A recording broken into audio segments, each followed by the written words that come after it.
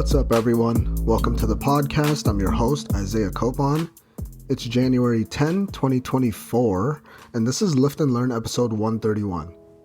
In this episode, I'll talk about how to improve sleep. You should take these tips and save them for this year. And then in the second topic, I'll talk about what to do when you're too stressed to work out. Before that, though, I'll talk a bit about what I've been up to lately, and that might include fitness-related topics, and it might not. If you want to follow me, your host, on Instagram, it's isaiah.copon, and you can also check out my website, isaiahcopon.com. The podcast is on Instagram at Lift and Learn Podcast, on Twitter at Lift and Learn Pod, and also on Facebook. You can just search Lift and Learn Podcast. With that being said, let's get into it. Okay, so it's actually been a while, almost a month between podcasts, because Christmas and New Year's were actually the craziest of times. I was super busy, not even just with work, but just so many social events. And as an introvert, that was draining, but still always exciting because at least it's family I got to see a lot of. I know we're already a few days into the new year, but I never got to talk about Christmas yet. It was great. So much family time. I remember specifically Christmas Eve, which was... that was first with my closest family. We all grew up in one household growing up, so we have a tradition where we open presents right at midnight. I got a few pretty cool things. What did I get? Spider-Man 2 for the PS5. Man, it's been like 2-3 weeks now. A new controller and some Viore clothes, but from my cousin. She got me something not on my Elfster. I was surprised because I didn't know what to expect, but she got me a friggin' rangefinder, and that's for golf, in case you didn't know, so that was really cool. Plus, she got me the Owala water bottle, which is like a water bottle that you could drink out of normally, but also has a straw too, so that one's pretty cool too. Okay, I think she took the cake this year. And then the next day, Christmas morning, first I had to go to my extended family party, which was in Uxbridge for lunchtime. It's like 90 minutes away, maybe. Again, that was a good time seeing everyone again, especially the kids and how they get so excited to open their gifts. That's one of the best things to watch. One of the best presents from me, of course, I got my uncle this Game Boy looking device that you could charge with USB-C, so there's no batteries like back in the day. But this thing has 16 preloaded games on there. Street Fighter 2, Captain Commando, Strider. But basically, Street Fighter 2 is one of the games I remember him playing, specifically on the SNES or Super Nintendo back in the day. So that already sold me. Plus, this whatever Game Boy thing can even take Evercade cartridges too, so that's an added bonus. I think that'll be so clutch for him, especially because he has 2 kids now, and usually handheld is the way to go in that scenario, that's what I've heard. After that party, I had to go to another, which was in Burlington. So that was nearly a 2-hour drive, but we hung out there for a bit. Typical Christmas party though, there's some karaoke going on. One of the younger girls was pretty much forced to sing in front of everyone, but wow, she was actually incredible. Fast forward to 1:30 in the morning now, and I figured we were going to go home soon, but apparently it was still too early, and it's now Boxing Day morning, mind you, and also something I forgot to mention was that I got a gaming monitor for Christmas, and just your standard 32-inch 4K monitor, no big deal, and I was planning on setting this up before I sleep, so it's 2 a.m. I was I'll just nap for a few minutes, then I'm sure we'll leave soon. Well, I woke up 2 hours later, just after 4 a.m., and I realized I was still at the house, which was insane. Thankfully, we did leave shortly after that, around 4:30 in the morning, but I didn't get home until 5. And of course, the first thing I did when I got home, set up the gaming monitor. And wow, it's probably a little bit too big for my space, but I'll make it work. It looks incredible. Naturally, at 5:30 in the morning, I play 2 games of COD before I go to bed. But then I remembered that I needed to go charge the Tesla, first world problems, and we don't have a house charger right now, so I have to actually go out to a supercharger and get that done. I decide not to sleep. What's the point? I go over to the supercharger, I get there around 6:30 a.m., Luckily, I was prepared though. I had my Kindle with me. I was watching stuff on Netflix and YouTube to kill the hour it would take to charge this thing. So I'm chilling there for an hour now. So it's like 7:30 a.m. Boxing Day morning. Like, think about that. Like, the last 6 hours have been crazy. And I probably wasn't tired at this point just because of that quick little 2 hour nap I had earlier.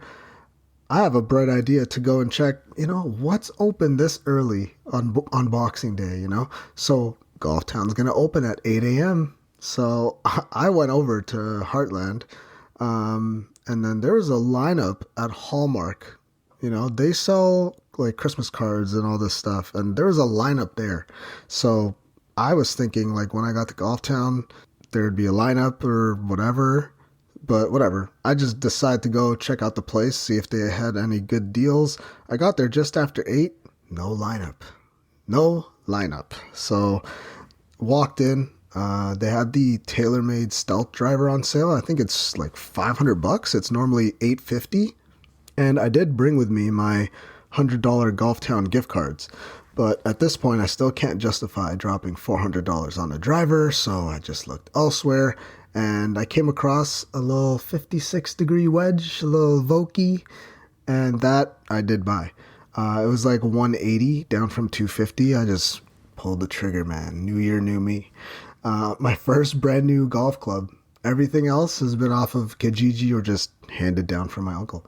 And actually, TaylorMade just launched some new drivers just yesterday, I think, the QI10 or something, but I'm not going to bore you with that kind of golf information, but there goes. I mean, there goes the 3 listeners I have. And then I got super sick the following weekend. I like legit couldn't move. I didn't get out of bed or eat for a whole day. I was just knocked out. It was probably some kind of COVID. All I know is something is going around. Like half the trainers were sick at one point too, so it was pretty crazy. Maybe not half, but there's like at least 8 or 9 or maybe even 10 of us at least who have mentioned being sick the past few weeks. And I'm noticing like a bunch of people like blowing their nose in the gym all the time. Like, whew, I don't know, it's crazy out there. But we're mostly through it now. Still have a bit of a cough, but other than that, I feel fine. Training has been great to start the year.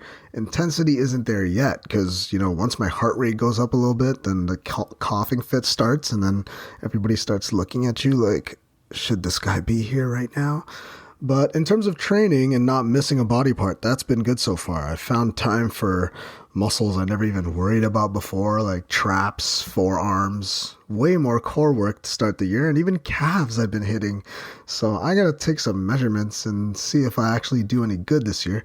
But yeah, I've been getting back on my meal prep game too. That's helped me get more calories already this year. I was getting a bit lazy there in December because there was always leftovers. So like, we're done with that now. My body's just been like craving vegetables lately. I've been going ham on the broccoli and spinach for the past 9 days. And I'm back to the daily sauna use. That's been beneficial too, but I noticed that I can't survive in there as easily as I used to.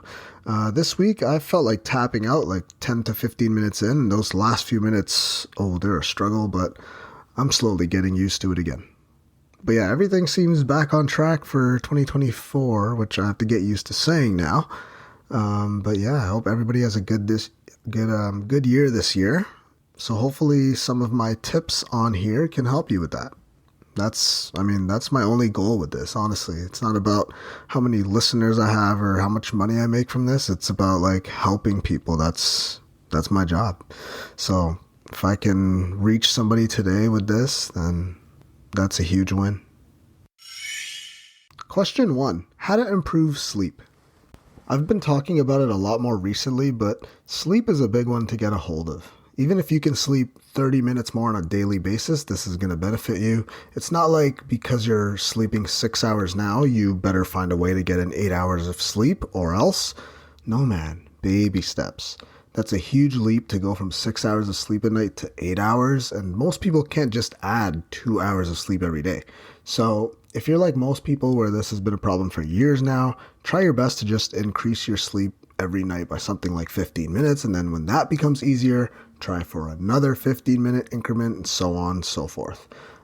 Create an easier goal to achieve, complete that, and then think about adding more sleep during your nighttime. With that said, let's talk about how you can improve your sleep during the night. So that might mean quantity, but quality as well. This is something that takes practice too, because it's not like people think about having a bedtime routine like they do their morning routine. People will just usually brush their teeth, maybe wash their face, go lie down, and just wait to sleep. Well, there's some ways we can improve this. This is all going to be important to know because improving sleep quality is essential for overall well-being and how well you recover from life's stresses. One of the more important things I found is that creating a consistent sleep schedule is a big key. That means going to bed at the same time every day and waking up at the same time every day. This includes the weekends. So usually during the week, we're pretty on point because we're forced to sleep and wake up at a certain time because the only things that's pretty consistent and constant in our lives is what time we need to wake up for work. So if you have a regular 9 to 5 job, these days that might mean waking up 5 minutes before you need to go downstairs and log on for your remote job, or maybe earlier if you have to travel to work. So during the week, your sleep cycle may be the same, but during the weekends, that's when maybe you go out with your friends Friday night and then sleep in on Saturday just because you can and just because, sleep feels so good. But this actually messes up your body's internal clock. You might get an extra few hours of sleep, but ultimately don't actually feel rested. Or by the time Monday comes around, now you have to go back to the regular sleep cycle. Now that has you sluggish for Monday because you're not used to your weekend of sleep where you woke up at noon or whatever it is. Having a sleep schedule that's consistent will actually improve your sleep and overall health if you're getting adequate sleep on a nightly basis. Not only is the consistency every night important, but also having a relaxing bedtime routine will be beneficial as well.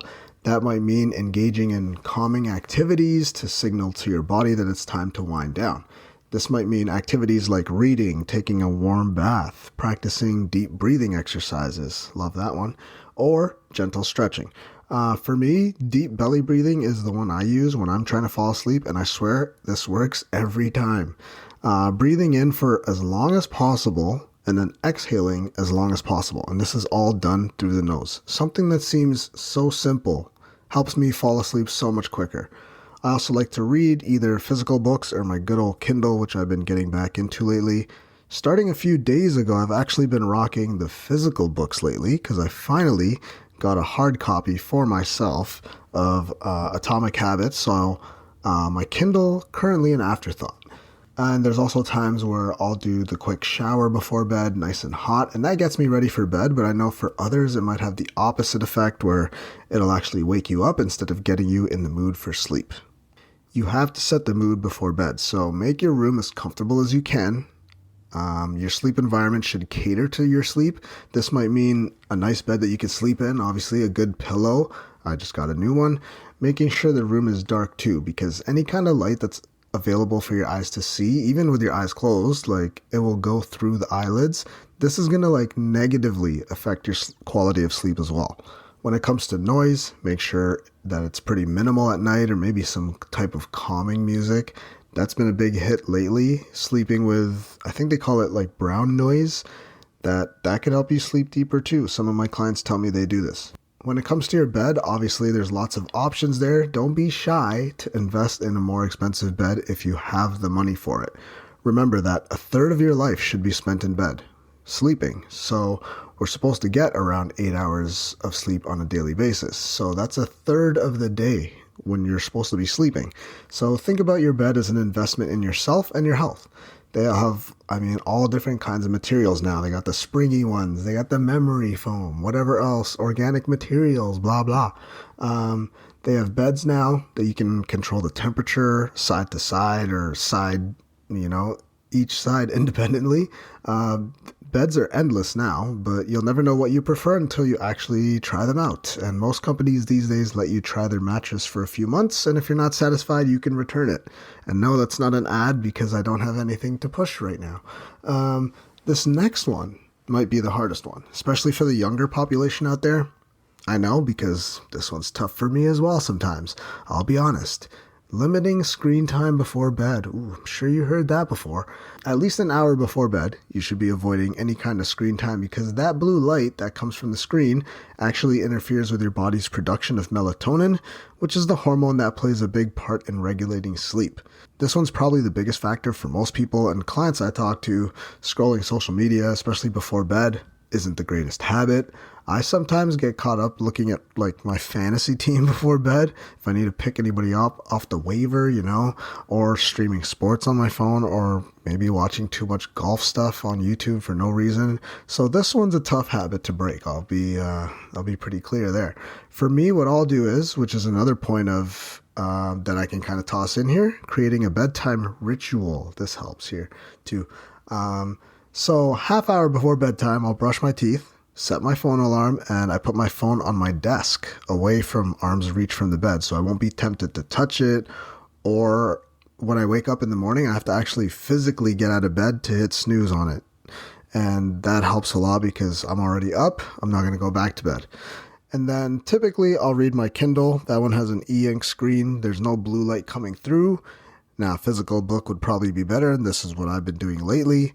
And honestly, that's all we need to do. Just practice these slightly better habits before bed, and that goes a long way.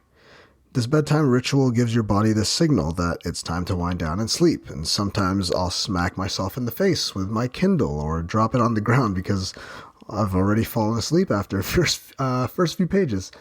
Another thing to pay attention to is your diet before bed. This one could be tough for some people out there listening, especially if there's snackers out there.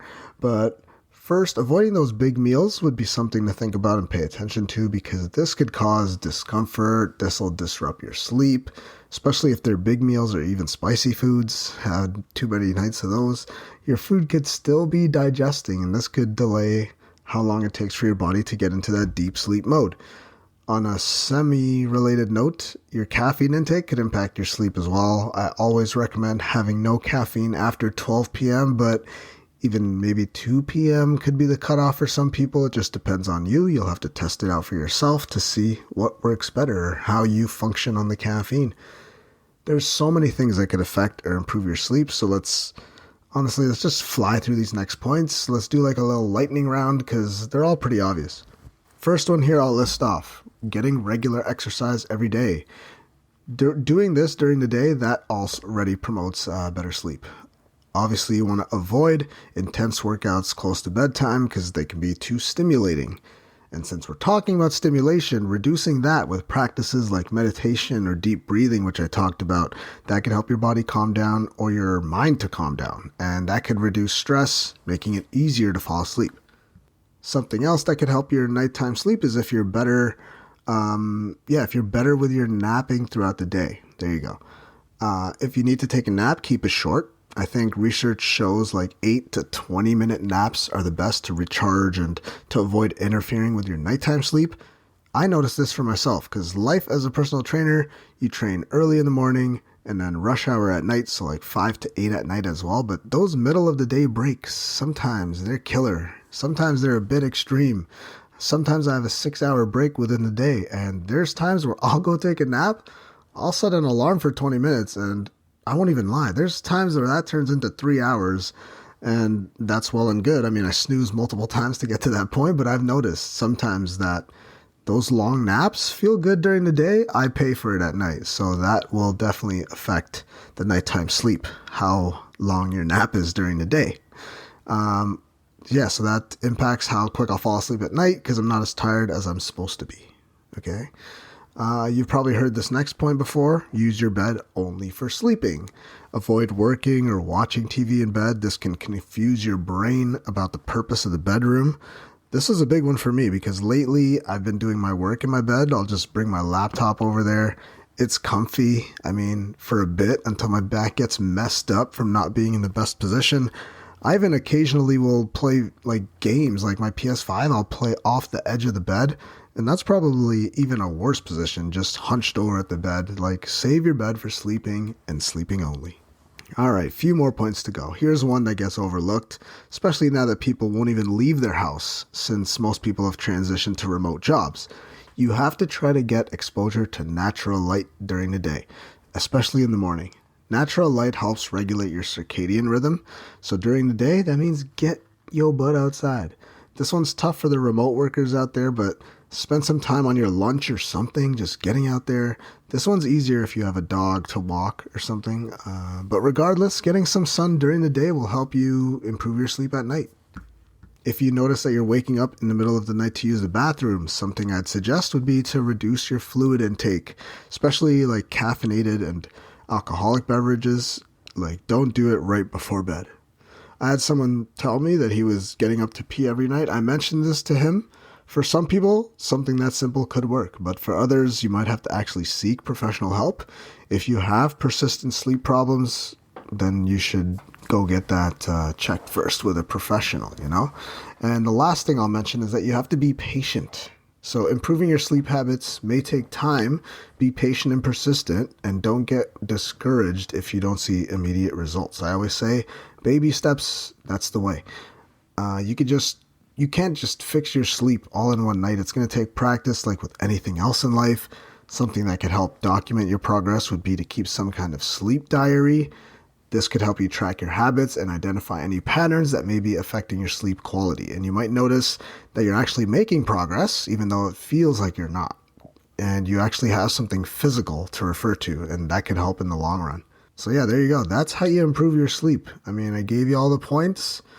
Apply some of those. It doesn't have to be all of it. Just one thing at a time, little baby steps. Get that into your life first and then expand from there.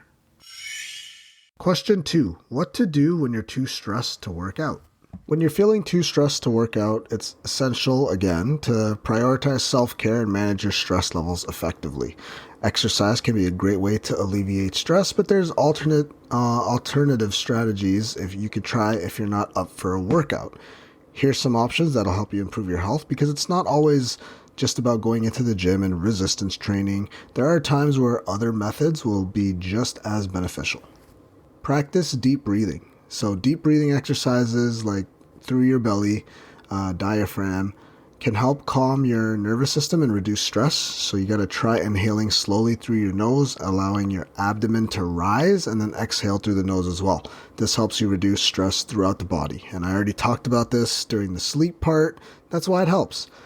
So meditate. Meditation can be a powerful tool for stress relief. Even a short session can help you relax and clear your mind. There's various meditation apps and guided sessions available to help you get started, like Calm or Headspace. Or you could also help yourself by practicing mindfulness by focusing on the present moment. And then again, journaling helps as well. Both of these last 2 points you can kind of do at the same time. Deep breathing plus meditation, and bonus points if you could do that in the sauna or the steam room, which is something I love to do. There's even something called progressive muscle relaxation. And this technique, all you do is you tense and then relax different muscle groups in your body. Believe it or not, this can actually help release physical tension and reduce stress as well. So listening to calming music, I just talked about, it's kind of the same thing with the sleep, eh? So music, it has like this soothing effect on the mind. So just basically make your own playlist, your favorite calming or your relaxing tunes to listen to when you're feeling stressed. And if you don't have the energy for a full workout, even something like a short walk can help clear your mind, reduce stress. Nature walks can be especially rejuvenating, especially if you could do this outside. Tougher if you're in Canada right now, but it's not bad. I mean, we've barely had any snowfall yet, which is great. And I haven't even used my real winter jacket yet too, that's a huge bonus. It doesn't always have to be some intense strength training session. When it comes to working out, you could do yoga or stretching exercise can help relax your mind and body. You don't need to do a full yoga routine. Just a few gentle stretches can be just as effective. If the comparison is you doing nothing, then this is obviously going to be better. I do this at least once a week. I prefer it in a class setting, but I don't have a schedule. Or if I don't have a schedule that allows it, I'll do this by myself. A few minutes, maybe not even the full hour. Or I can be guided through some YouTube video. They come in all lengths, so you're not stuck there for an hour if you don't want to do it. It could be 10, 20, 30-minute routines. That's still going to be great for overall health and stress management. And the next one I have just says read. So diving into like a good book to engage in, or even engage in something else that a relaxing hobby you enjoy, like drawing, maybe knitting, which some of my clients have been into. I even have another client who swears that gaming helps him relax. I didn't believe him until he showed me his Whoop band metrics, and it's pretty funny because his heart rate actually did slow down during his gaming session. So it also depends on the type of video game you play, I'm sure. These can all serve as a form of mental relaxation. My go-to lately has been reading, but I didn't read as much as I should have last year, but I've been making it more of a priority lately, and I'll continue to do so for the rest of the year again. But this really does calm my mind, especially before bed, reading something that, for me, is motivational. Aromatherapy. So, remember those like essential oils? You got like lavender, chamomile, eucalyptus. These can actually have a calming and stress-reducing effect.